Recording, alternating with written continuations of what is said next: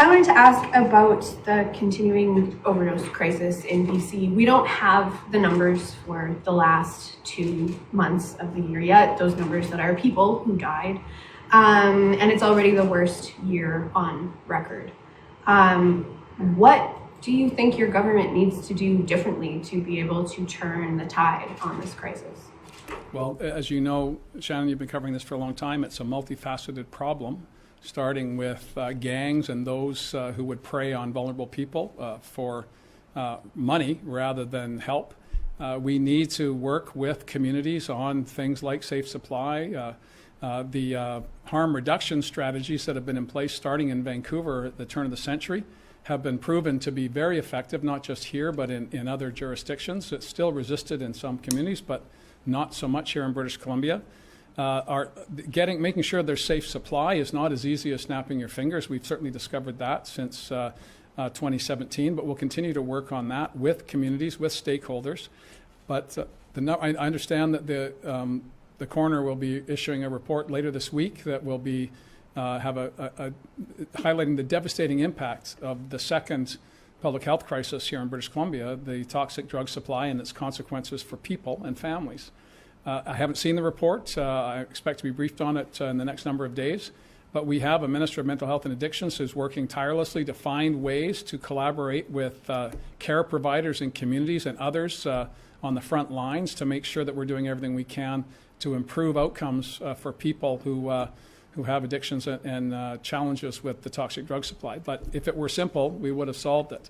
We continue to do our best, and as you know, the pandemic has not been our friend in this regard because people are being encouraged to isolate at a time when they need to be surrounded by those who can care for them. And so that's a big problem, and we're aware of that. Dr. Henry, of course, was working tirelessly on the opioid crisis before COVID came along, and the public health officials are continuing to do both.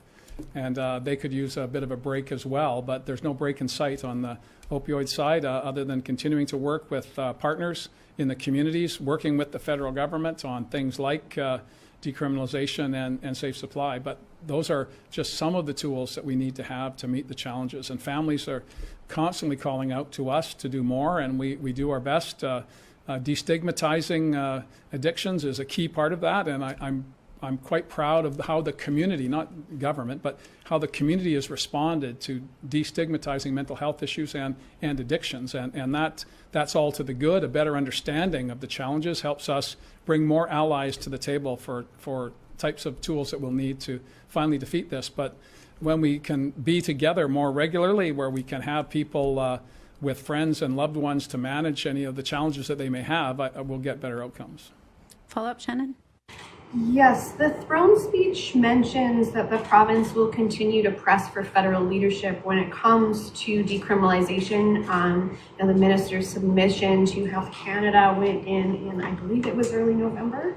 But her mandate letter from 2020 says, in the absence of prompt federal action, she is tasked with working with the Public Safety Minister and Attorney General to develop a Made in BC solution that will help save lives. So are you moving away from that Made in BC solution? And if not, do you have a timeline for the province going its own way on that issue? Well, we have, from 2017, the Solicitor General made it clear that we did not want to see prosecutions from law enforcement going to prosecutors with respect to simple possession.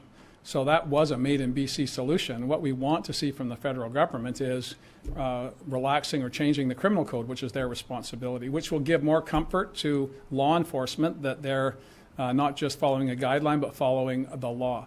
So I was moved by the superintendent in Vancouver coming forward and saying, this is where we need to go, the chief of police, and then chief of police right across the country.